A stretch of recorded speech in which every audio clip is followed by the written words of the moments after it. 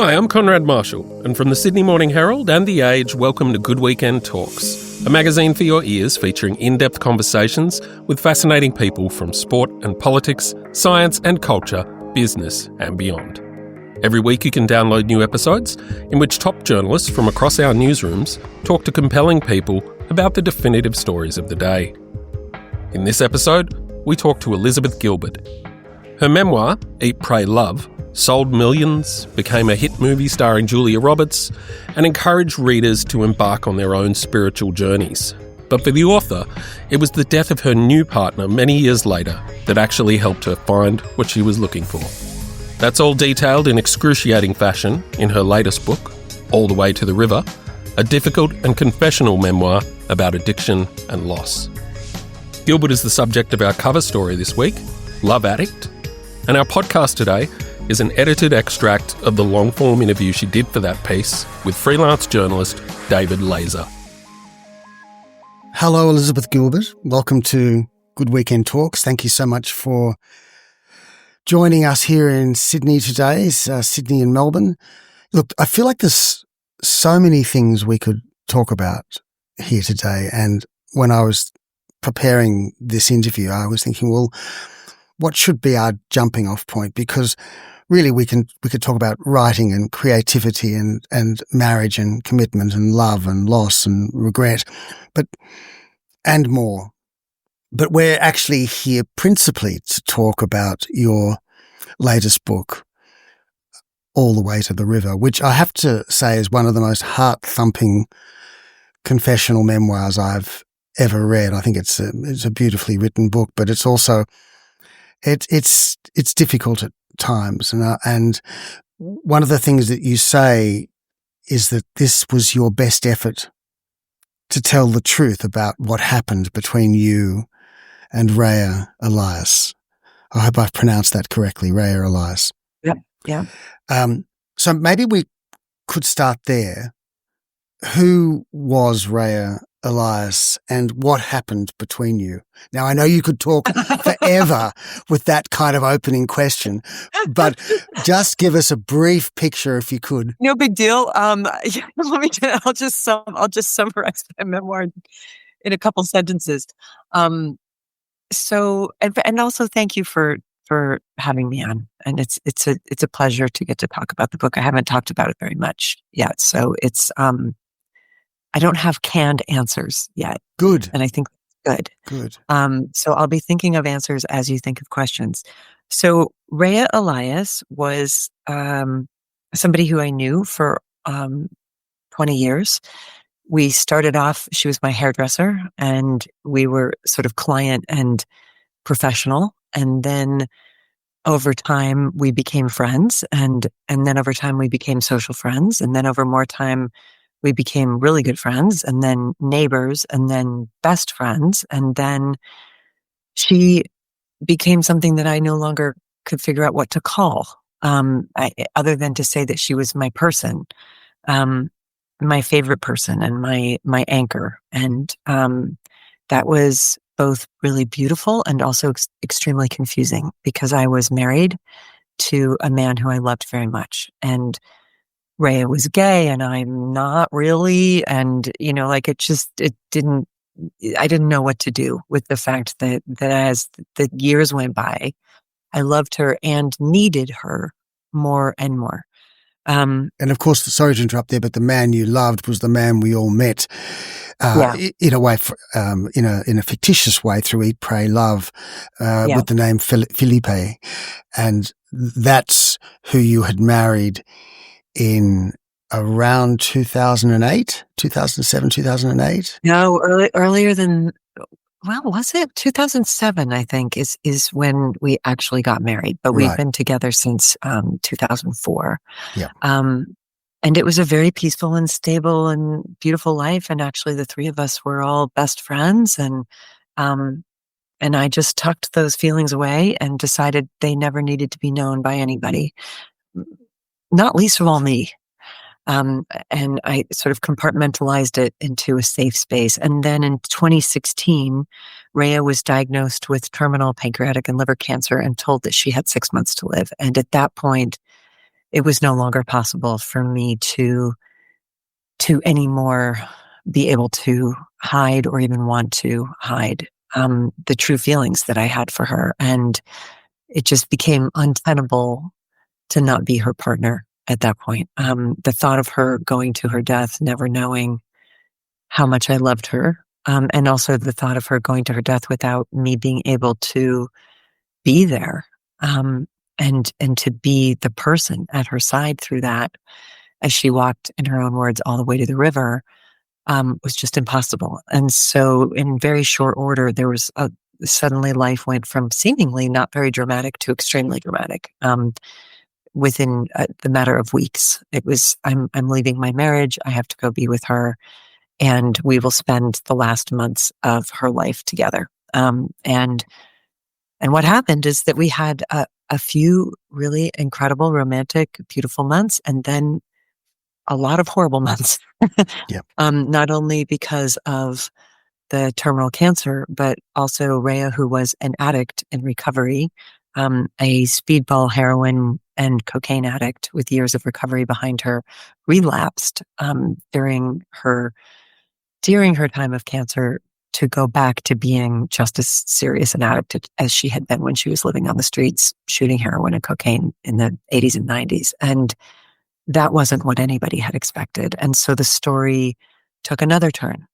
And that's what this book is about. But it's not only about Raya's addiction and about death and about grief. It's also an unfolding kind of forensic examination into what was my role in this? How did I end up in this? And what has been my history with what I now call love addiction, and extreme blackout skid row codependency that has caused me all sorts of pain in my life, including but not limited to this story. So it's not just a story about the degradation that she underwent during that restoration of her addiction, but the degradation that I underwent. I was sort of abandoning myself completely to the care of somebody who then abandoned me. Would it be fair to say that you knew a lot of this about yourself? Because in Eat, Pray, Love, you were very candid. You were very vulnerable. You talked about how you'd gone from the time of, that you were 15 through your teenage years and your adolescence, barely without a breath. You'd always had a boy or later a man, sometimes both, in your company, often overlapping, that you needed that affirmation. And you might have even said, there was a kind of a love addiction. And I remember also nearly 10 years after Eat, Pray, Love was published, and you wrote a piece for the New York Times called Confessions of a Seduction Addict. So was it like something new was revealed to you in the collision of, say, that love addiction with Raya's drug addiction? Did something new manifest that you hadn't seen before? Not new, devastatingly familiar. Exactly not new. Like the same story again, that I have lived so many times, which is, I'm going to pour myself completely into you, and then wake up absolutely empty and depleted, devastated, bewildered, puzzled, and also blaming you for having left me empty, despite the fact that I was the one who did that. And as you say, it's not that I was unaware of these behaviors. I'd written about them. I'd been talking about them in therapy for years. I even used the language of addiction when I described myself in Eat, Pray, Love, to describe what it felt like to live in my experience in these relationships that were so devastating. Where the line gets crossed, I think, for me, from love to love addiction, had become somebody who I believed I could not live without. Somebody who I relied on emotionally to such a degree that I would have said, a world without this person in it is a world that is not worth living in for me. And I don't actually know how to manage my life without this person. Mm. So that's even long before we were romantic partners or had ever spoken or acted in any way about love, that line had been crossed. In other words, I had made her into my higher power. Now, you say in this book that there are not a lot of women who would publicly declare, or even maybe privately declare, that they're a sex and love addict. Why did you feel you needed to do that or wanted to do that? Well, it would have been nice to know about this. Um, you know, over the 35 years that I struggled with these behaviors, it would have been nice if somebody had taken me aside and said, "Honey, this is the thing that you are, and there's a place where you can go where there are a lot of other people who act like this, and there's a program of recovery that's available for you." Like I mean, God, but and because of the fact I'd heard of sex addiction, but my view of it, and I've talked to a lot of women who are in recovery for sex and love addiction about how they stayed away from those rooms because it seemed like it was mostly men talking about prostitutes and porn, and acting out in ways that didn't feel like what we do. Um, Not to say that there are not women addicted to porn. There certainly are. But they were talking about massage parlors and prostitutes and porn and cheating in these ways that were all very much focused on sex. And what in my case, the way I act out, I use sex, but I use it as a tool to get what I've heard called lava, love, attention, validation, and affection. So it's a means to an end. It's not the end in itself. And that's the need that I'm looking to see fulfilled. I imagine love addiction or any addiction causes a lot of damage to oneself and to others. But what does love and sex addiction, what kind of damage does it cause firstly to oneself, and what kind of damage can it cause to others? Or what kind of damage do you think you caused others? I think I can kind of back into that question by sort of answering the opposite, which is to define for me what a sober day is. Because I'm living my sober life one day at a time, like any addict. So sobriety for me is any day where I'm not using another human being as a drug, and using another human being as a sedative, or using another human being as a stimulant, or using a couple different human beings as a sedative and a stimulant, or trying to find somebody who will be a sedative and a stimulant. In other words, the same thing that I watched when I watched Raya in her cocaine and opioid addiction toward the end of her life. As awful as it was, there was also something very fascinating about living in the house with an active drug addict, because her entire day was about trying to get her levels right. And she had been a speedball heroin junkie for most of her life before she found recovery, which is mixing a stimulant and a sedative. You're mixing cocaine with heroin, and all you're trying to do is feel right, and so a little too much cocaine, and you're overstimulated, a little too much heroin, and you're dead. And so you're trying to, she was just like a chemist, and she was also, adding into that all these other substances, alcohol, nicotine, all the other prescriptions that had been given to her, in her hospice. But on a slower scale, that's how it looks to be an immediate drug addict.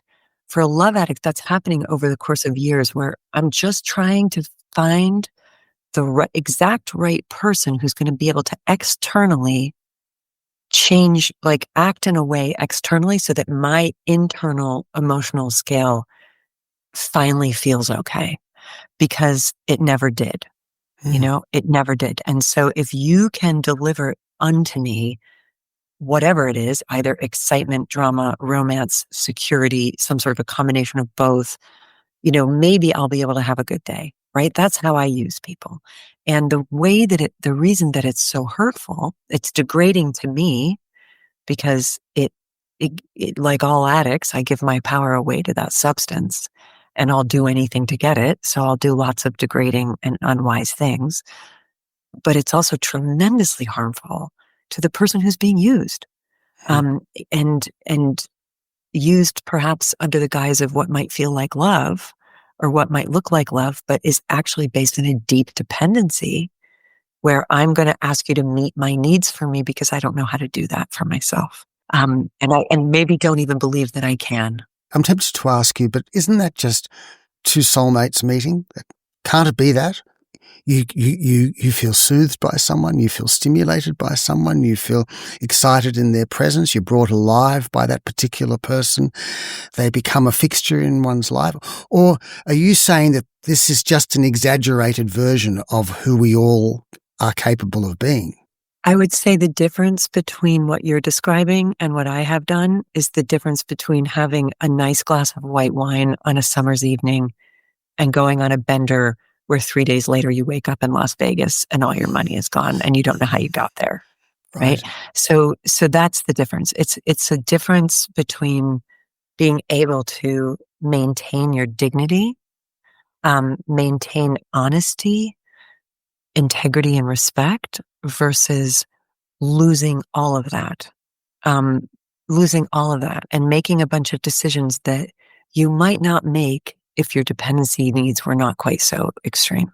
I want to ask you about contradiction, because when I hear you talking like this, I think, oh, she's the nice woman the lovely woman who was played by Julia Roberts in Eat, Pray, Love, and she's been described as a Labrador meets a golden retriever meets a barnacle. She's the planetary life-affirming, loving. I actually read a New York Times review of you saying you may be the nicest person in print, man or woman.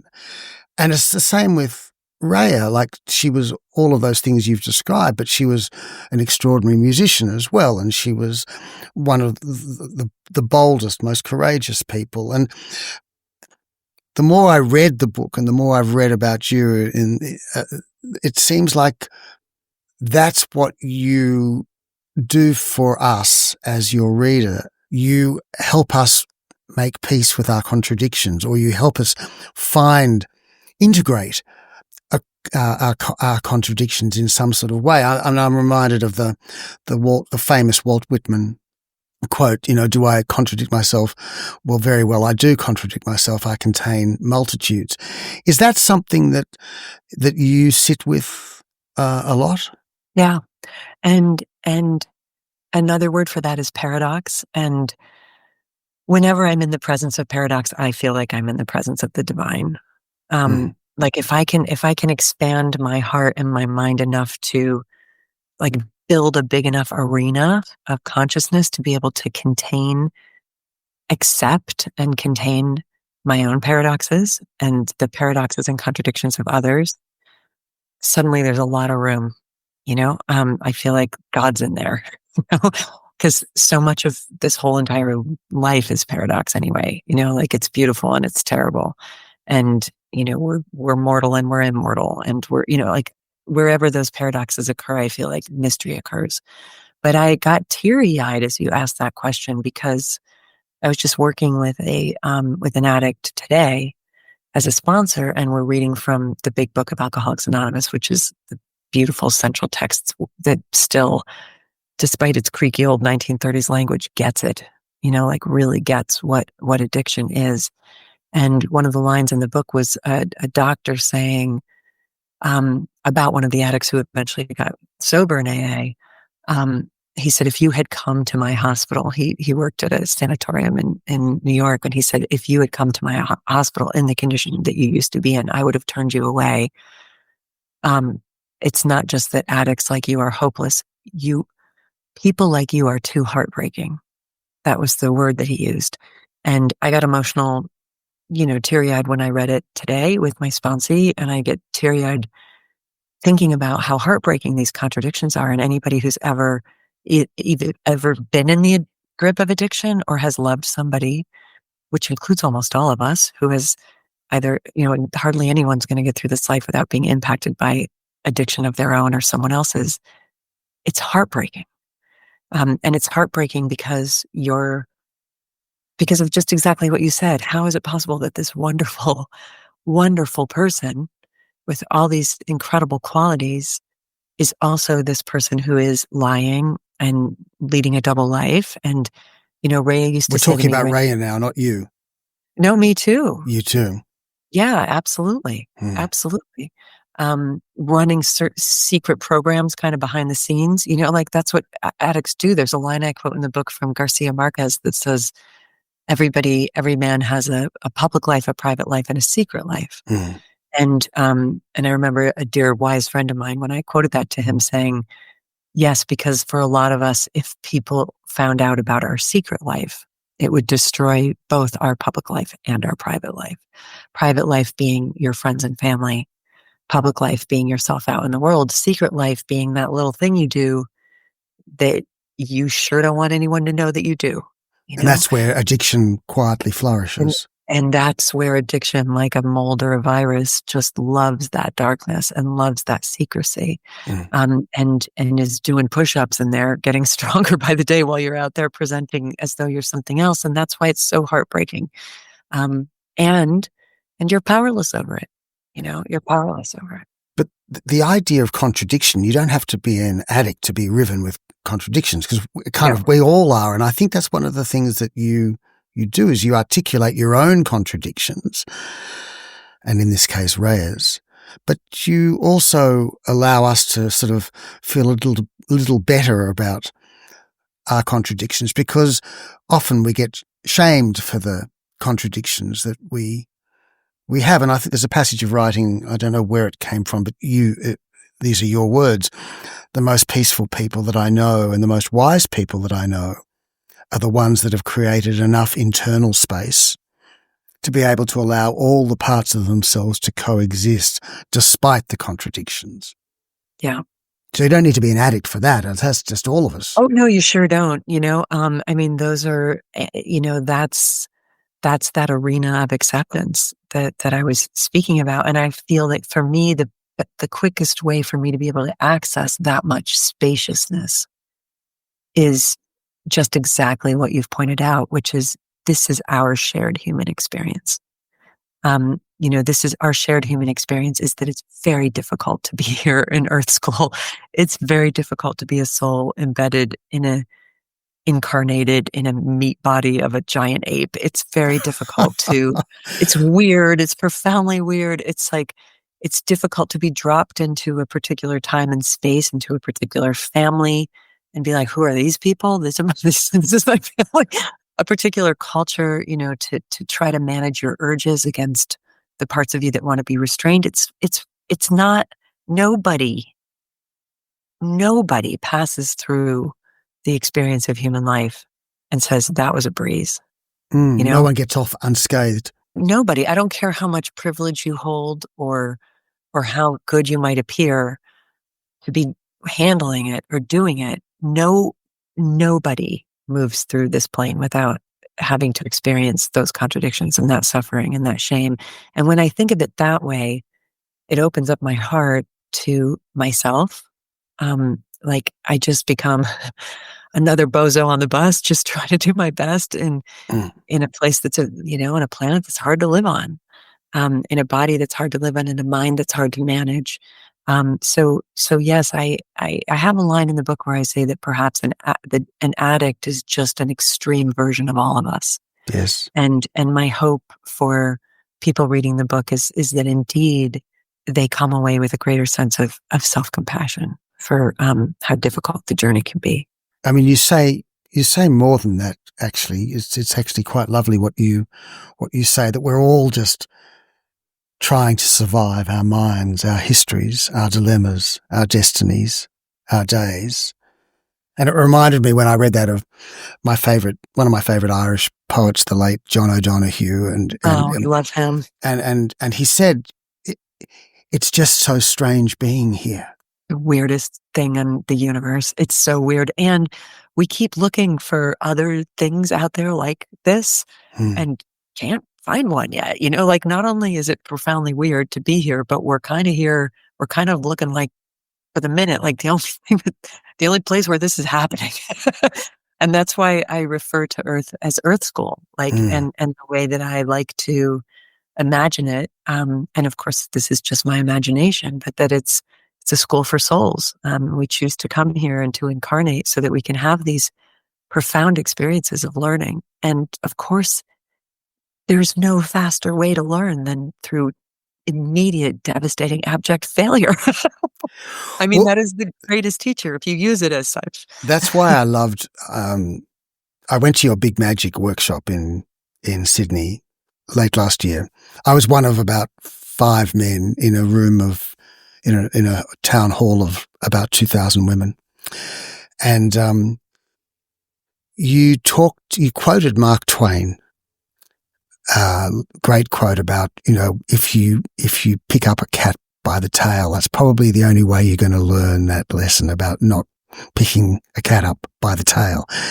And in this earth school, as you describe it, it seems like you've picked up the cat by the tail a lot of times before you learnt whatever it is you needed to learn. I mean, you said before, 35 years you've been behaving this way, but you didn't necessarily have a name for it.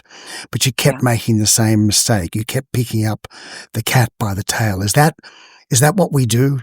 Younger souls, I would say. Like those of us, like in this kind of a divine view of the cosmos, that would look like the behavior of somebody who hasn't been here on Earth a bunch of times and is still like, but what happens if I put the fork in the outlet, but what happens if I put the fork in the outlet again? Like certainly somebody who's wiser, or maybe who, in my case, I'm choosing my words really carefully here because I don't want to assign blame.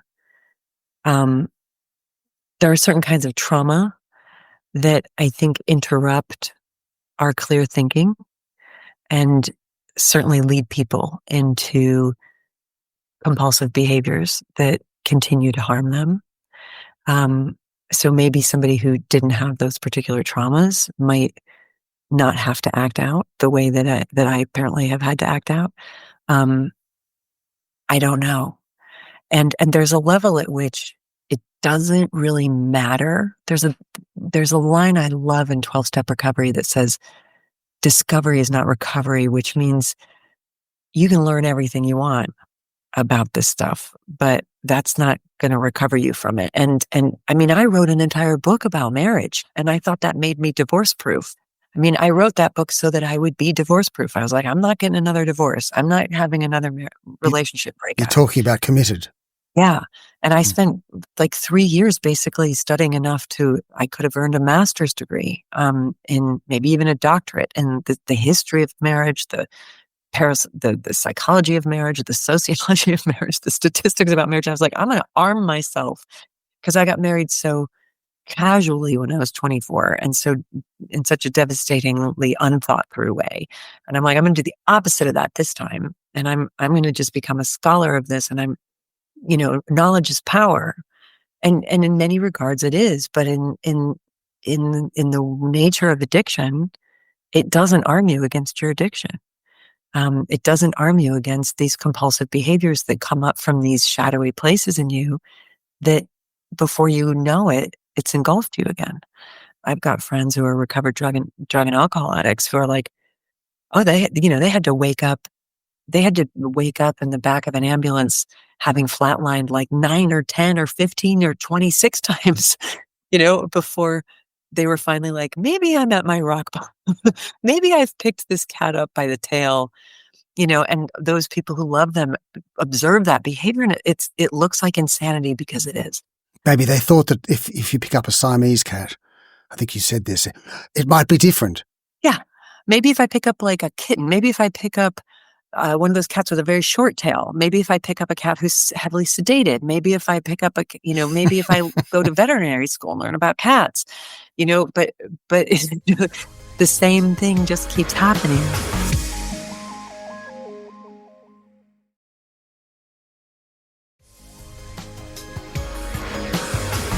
Okay, so here you are in 2016 declaring your love for your best friend. It's been percolating really since 2000 when you met her. It's been growing and you haven't named it, but she's your best friend, your companion, your aide de camp, she accompanies you on the red carpet walks on for Eat, Pray, Love. She travels all over the world with you, including coming to Australia, the All About Women conference where you appeared with her here in Australia.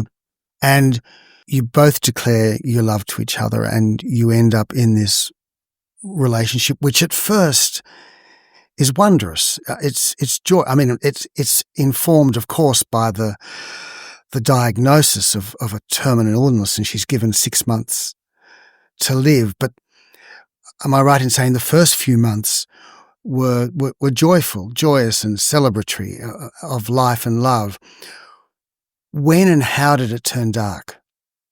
Without denying any of the beauty and the romance and the connection and the excitement and the strange joy that we experienced in those months, heightened by the death sentence and this feeling that we're just going to ride or die, like all the way to the river. We're going to go all the way with each other, and also without. I want to make it really clear. I can actually honestly say this. There's no part of my history that I would change. So without saying, I wish that hadn't happened, and without suggesting that there's something sort of fundamentally morally at the core wrong with either one of us, I will say that the darkness began long before that for me. And there's a sort of fascinating, I think, parallel between me and Raya at that point. The darkness began with my secrecy about the level of my dependency on her.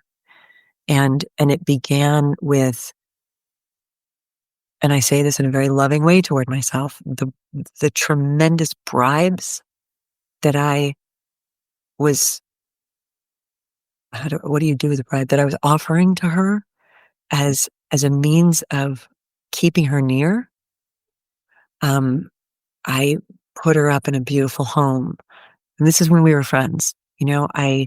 I took her on these incredibly glamorous trips around the world. I promised her that I would introduce her to a publisher for her book. I promoted her music. Like I used everything that I have. And I had a lot as the person who wrote Eat, Pray, Love during those years. I was quite flush with money and influence. And I used those things innocently. Again, I'm not, throwing myself under the bus here, but I can see it now. It's always easier to see it in retrospect. I used those things in ways that were not in integrity, knowing what her longings were for glamour, knowing what her longings were to see the world, knowing what her longings were to be known as an artist, building up a dependency from her onto me, and at the time I would have defended that as generosity. And I am a really generous person. But the motive was, I want to make sure that you don't go anywhere. So that's the seeds of the darkness. That darkness was there probably from the moment that I realized how powerfully protective she was. And that when she was in the room, my fear levels dropped because Raya could handle anybody. And my deep-seated fear of people and their volatility and their danger was something I had carried my entire life. But when Raya was in the room, I did not have to feel that fear because there was nobody that she could not manage, and there was no drama that she couldn't diffuse. There was no bully that she couldn't corner and shut down. I mean, she had this incredibly powerful, calming presence on me, and I was like, I need that. And so instead of being extremely candid about that, and speaking about that, what I did was, I'm going to keep my marriage, but I'm going to manipulate this person to make sure that she's always around, because I don't like the way I feel when she's not here, and I don't like the way that feel that she's there. So the relationship grew up out of that, and similarly, the parallel that I'm talking about is that, Raya was this paragon of recovery for a long time, a miracle story who had flatlined 3 times as a heroin addict and had lived in jails and institutions, had been homeless. I mean, she had been a real low bottom addict, and she had found recovery and gotten clean. But I would say, I mean, I can't really say for sure because she was doing it secretly, like me. She was keeping secrets, but she had secretly started drinking, maybe 10 years into her, 8 or 10 years into her recovery, and then not so secretly, and then starting using other substances as well. And she was kind of keeping that a secret. And so the seeds of her relapse, like her relapse into cocaine addiction, I think started with her relapse into alcohol addiction years earlier. She was building toward something. She was opening doors up again where addiction could come back in. And I say this just with so much mercy because it's not what either of us wanted to be doing. So neither of you would have ever wanted it that way. We didn't want that. Like, we didn't want to be sneaky and manipulative and out of integrity. Like, nobody wants that unless you're a sociopath. But that's what unhealed need makes you do. And how much do you think actually the success of Eat, Pray, Love enabled some of this stuff? Well, it made it easier, right? I had a lot of resources. If you want to buy love, it helps to be making millions of dollars. And you'd sold, I think it's by today's number, it's about 30 million copies of Eat, Pray, Love. Yeah. So you had a lot of money to splash around. Yeah. And I also am, this is again where the contradictions happen. I also am a really generous person. And Raya was not the only person during those years whose art I was supporting and whose creative work I was encouraging, and, in many cases, whose bills I was paying, whose emergencies I was responding to. I mean, and some of that is my codependency, and some of that is my just sense of justice and wanting to help people and wanting to love people. But yes, I would say it certainly did make it easier. I have a writer's question for you. Uh-huh. I just wonder how difficult or not it is to revisit the darkness and write about it as though you're back in it. And then to be here as you are now with us talking about it. How do you do that without re-traumatizing yourself? Can you do that without re-traumatizing yourself? Others may be able to.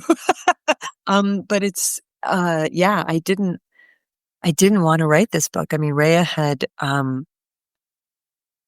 asked me to, she wanted me to, she encouraged me to tell the truth about everything. She was somebody who was so fearless in the face of the truth, especially when she was in her sobriety. After she died, I just couldn't get far enough away from it. I just threw myself back into life, and like, it's the last thing in the entire world I wanted to talk about or think about or write about. And I wouldn't have known how to write this book immediately after Raya died, because I think at that point, it probably would have come out as a story about a really nice person who a bad thing happened to, because I still couldn't see what my role was in the insanity of my life. I had to go pick up a little bit more insanity after that before I finally, and I had to be 12-stepped by a friend who has recovery in another 12-step program, who sat me down and said, like, I've been watching you hurt yourself this way forever. And, I think that you might need a recovery program for this. And I could finally hear that. It was finally offered and I could finally hear it. But no, I didn't want to write it. I wrote 2 books in the meantime. I wrote City of Girls, and then I wrote this other book called The Snow Forest that I ended up pulling from publication for other reasons. But because your Ukrainian readership didn't want a novel from you set in Russia at this time. Is that right? Yeah, that's the simple version of it. And it wasn't the right time. It wasn't the right time in history to publish that book. It was a novel about Russia. And that felt very clear to me once that was made clear by the Ukrainian readers. But all of which is to say that I wrote 2 entire, massively researched mega novels between when Raya died and when I wrote All the Way to the River. But then what I found is that I kept writing kind of around it. I started writing poetry about it. I wrote a sort of a novella about it that was sort of like a modern day ghost story called Nobody Leaves that was maybe 100 pages. And I was like, finally what it was I was like, you're not telling the truth. You're not telling the truth. You're telling around the truth. You're trying to figure out how to talk about this without talking about it. And one of the things that I loved about Raya, and I quote her on it multiple times in the book, the quote for which she was most famous was, she loved the truth. And she used to say, the truth has legs, no matter what else happens. It looks like you might be pulling it up right now. Maybe you've got the exact quote, but anyway, I don't know it by heart, but it's the truth has legs. It always stands. No matter what else happens, when all the bullshit and the drama and the confusion and the manipulation are all gone, at the end of the day, there is one thing that will always just stand, and it's the truth. And she used to say to me, since we're all going to end up there, because eventually the only thing left in the room is going to be the truth. It just always ends up that way. Since we're all going to end up there, I figure we might as well just start with it. And that's how she would always start any difficult conversation, was like, let's just start with the truth. Let's just lay it on the table to the best of our capacity. And so I sort of heard her voice in me encouraging that and saying, like, don't talk around this book, and don't write this book in some sort of half-ass way. Like, write the shit out of this thing. Like, go full punk rock with it. Lay it out there. Like, it doesn't help anybody if it's not the full truth. And but that said, it was incredibly hard, David. I went away. The hardest part was the middle part, the sort of awful descent into the ninth circle of hell when she started using again. And I went to New Orleans and I stayed at a friend's house who has this very like old haunted house.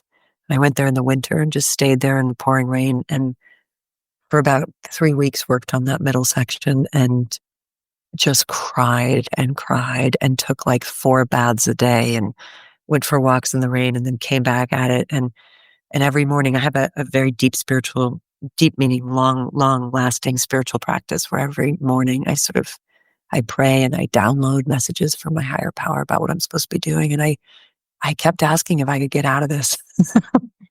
I was like, I really don't want to do this. And I have a very indulgent higher power who's lots of times lets me off the hook about stuff, but was very clear, girl, get to work. I'll see you at your desk. This is an assignment. Like, I see you're suffering and this is hard. Too bad.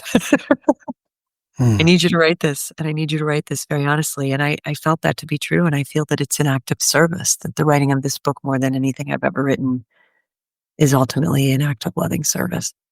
Liz, I'm tempted to say that everything you've just said now is kind of, it's the reason for why millions of people adore you, and millions of people do adore you. They buy your books in the tens of millions, and it's possibly because this is me now postulating a theory as to why, but you articulate for them, us, things that we try and find words for, or you take risks that people may not want to take themselves, but you dare to be brave, and then you write about it, sort of all the pitfalls, as well as the triumphs, mini or major triumphs.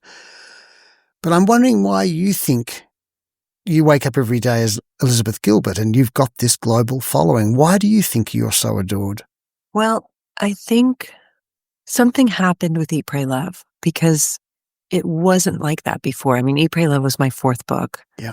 And prior to that, interestingly, I had only written books about men. I was certainly extremely fixated on men, especially in my 20s. And so I was writing for GQ, and I was writing for Spin Magazine, and I was writing for Esquire. So I was writing about the experience of men. I was writing profiles. from the point of view told by a woman who loves men. So that was my career for a good 10 years. And it was really interesting, but it certainly didn't, I was successful at it, but it didn't earn me what happened, after Eat, Pray, Love. And I want to say that truly, I think that the simplest and most honest answer to that is that we kind of can't know. Because I certainly wasn't the first person who ever wrote a divorce memoir, and I wasn't the first person who ever wrote a travel memoir. I wasn't the first person who ever wrote a spiritual memoir. There's been a lot of books like that, and there were a lot of stories like that before and after. So we can only speculate as to why that one was the one that ignited. But when I meet women, and it's almost always women, but not always. And I thank you for being one of the 5 men at the workshop in Sydney last year. That's truly courageous. And it's emotionally courageous. It's, I was asking people to do really intense, deep emotional work that weekend. And it's something that a lot of men have trouble with. So it's really beautiful that you were there, with the 4 others. Well, thanks for saying it was probably 10. It was probably 10 or 15. Might have been 10, but there weren't that many. We're not exaggerating that much. Yeah. That's typically how it is. And that's fine. Whoever's there is who's supposed to be there. I don't really care, but I am touched when men come. But it's what the women say is that Eat, Pray, Love was a permission slip for them. And women, I think, have to be given permission and haven't been given much of it. The scope of what women are permitted to do is still globally pretty narrow, and historically has been almost insignificant what women are allowed and what you're told you're allowed. And that book gave millions of women permission to say, I also have these feelings. I also would rather be in Italy right now. I also am seeking God. I also have a marriage that looks perfectly good, but I'm slowly dying in it. I also was promised that if I had a wedding and a kid and a home, that I would be fulfilled. And I've never been more unhappy. It is not to say that this is the experience of every woman. I also am dying in this job where I don't feel seen. I'm also full of longing for something bigger. And what I love hearing are the stories of what that book made people do. And those stories are so moving to me. And I'm so grateful to have been the vehicle through, or the mirror. I don't even know what the proper metaphor would be. It has so far long ago past being about anything having to do with me. That book so long ago, took flight and became its own thing that people needed and delivered to people whatever they might have needed from it. So I don't know, but I'm just grateful to have been a part of it, because it's incredibly touching for me to hear those stories. And to continue to be somebody who I hope gives people in general, women in particular, permission to be human, to recover, to fail, to forgive themselves, and to seek something greater. Well, I know something that you gave me at that big magic workshop, which was, I think I'm one of many people who grew up on the idea that I wanted to be a writer, but to write and to write well is difficult. It's painful. That the joy of writing is kind of in having written, but to actually to enjoy the creative process, that's a new idea. And I think for me, and that you almost proselytize that idea that creativity doesn't have to be this kind of, we don't have to be a Baudelaire and suffering for our art. We can actually be grateful and joyous in our creativity. Yeah, I've been beating that drum for a long time. And I feel that for most of history, I think people made art out of a place of curiosity and joy, and also as a thing to be absorbed into. This is the beautiful thing about creative work of any kind, is that you can get lost in it. You can be given a tremendous vacation from being you. It is so hard to walk around all day, all life, having to be this person, and it's like, can I just have a break from having to be inside of this mind and having this identity and losing yourself in even the simplest kind of creativity. Like, I've been doing like the most rudimentary childlike embroidery lately while I'm on Zoom meetings, just because it's a pleasure to have to do something with my hands. I mean, we're meant to make things with our hands. It feels good. My beloved friend, Martha Beck, the teacher and writer and kind of sage, just wrote a book called Beyond Anxiety. And she's got like triple degrees from Harvard, and she studied the nature of anxiety and all the latest neuroscience on anxiety. And she kept calling me during her research and saying, everything you were talking about in my book, Big Magic, about creativity is correct. You were talking about it from an artistic standpoint, but it's correct from a scientific standpoint, because the way that she was explaining it to me is that the part of the brain that experiences fear and anxiety is balanced on the other side of the brain by the part that experiences curiosity and creativity. It's a toggle switch. Either one of them is on or the other one is on. You're either in your curiosity and your creativity, or you're in your anxiety. And so what she was putting forth was that the opposite of anxiety is not being calm, peaceful, and quiet. The opposite of anxiety is creativity, doing something, making something. And I think that the German Romantics kind of killed that. I think they created this literally romantic idea of the dying, struggling, suffering, neurotic artist, and they made it look kind of beautiful in a sort of goth way. And I think people latched onto that, and it became a badge of honor. And I don't think it has to be like that. Just one last thing I'd love to ask you about. I mean, I could talk to you forever, but it's the other thing you mentioned at that Big Magic workshop is, in terms of creativity, just how ideas come to us, but also can leave us, or an idea's time has come. Now, you talked about a particular idea that you had for a novel, and it was going to be set in Brazil, and it was about, I think, a widow from Minnesota. But life took over, and 2 years of work or whatever on this novel kind of got shelved. And then you met Anne Patchett, the great American writer who's become a friend of yours.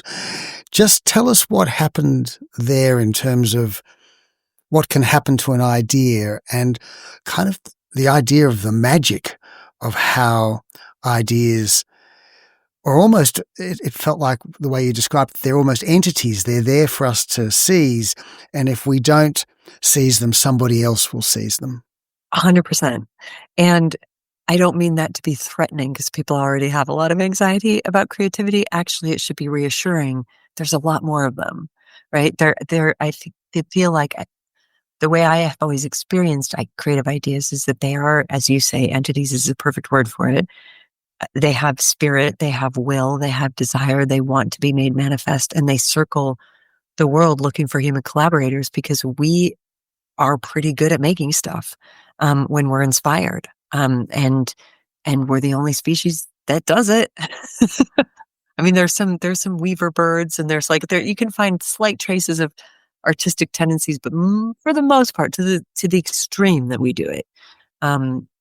Almost every inch of the planet has been affected in some way by human creativity. Like, we love to take something and make it into something else. That's what we do.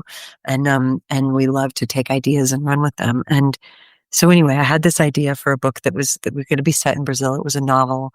And it was going to be about this woman in Minnesota who's very lonely, lives a very private life. She's desperately in love with her married boss. There's a huge project that he gets involved in a multinational conglomerate down in the Amazon rainforest. And it goes south. A person goes missing, a bunch of money goes missing, and he sends her down. Her boss, who she's in love with, sends her down to investigate and find out what happens. And her whole ordered, peaceful life gets overturned, and she has this huge adventure. And anyway, I was working on that book, and then personal things happened, and I ended up writing the book Committed instead.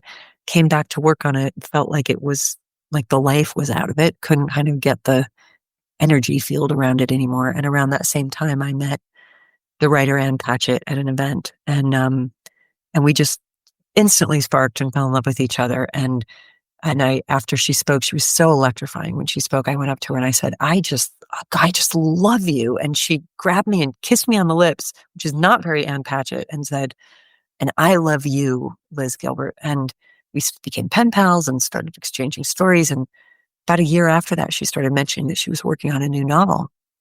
And I asked her what it was about. And she said it was a novel set in the Amazon. And I told her that I had also been working on a novel set in the Amazon. That's all I said about it. I said, I've also been working on it. I had been, but it's dead now. It died. The life of it went out. What's yours about? She said, I don't know. I'm still formulating it, but I'll tell you about it later. And about a year after that, we met in Portland. She was almost done with the book. And I said, tell me about your Amazon book. And she said, you tell me first. And I said, well, it's about this woman. She's in love with her boss. She lives in Minnesota. She's sent down to the Amazon to find a missing person, and a bunch of money goes missing, and then chaos ensues. And she looked at me, and again, this is not very Ann Patchett, and she said, you have got to be fucking kidding me. And I said, what's your book about? And she said, it's about a woman in Minnesota who's a lonely spinster, desperately in love with her married boss, who works for a huge multinational corporation. And he gets involved in a deal down in the Amazon, and it goes wrong, and a person goes missing, and a bunch of money goes missing, and they send her down to find it. And that's Ann's novel, State of Wonder, which is an incredible book that she wrote and I didn't. And it's like, we were like, that's not a genre. You know what I mean? That's not like a vampire romance. That is so incredibly specific that these are exactly the same idea. And we kind of traced back, like, when did you lose the idea? When did you find the idea? And our little magical thinking is that it was exchanged in the kiss. And that the idea was like, whoop, I'm going to jump into a novelist who's actually going to give me attention on this. Because Anne was ready to do it. And ideas, I think some of them will wait a long time for you and others won't. Others will be like, I don't think you're actually going to make me manifest. So I'm going to go find somebody else. And sometimes when I've got an idea and I don't have the time to work on it, I'll talk to it every day and say, just stay with me. Like, don't go jump into Barbara Kingsolver's mind. Like, just stay with me. I promise, like next year in March, I will begin working on you. Like I keep the connection alive with it. Don't go, I'm your guy. Well, I think that's a beautiful note, the exchange of the kiss between you and Ann Patchett, the exchange of the embrace with anybody. I think it's a beautiful note to leave it on. Elizabeth Gilbert, such a pleasure talking to you here today, and we wish you well. Thank you so much, and thanks for your thoughtful and sensitive questions, and I wish you well too.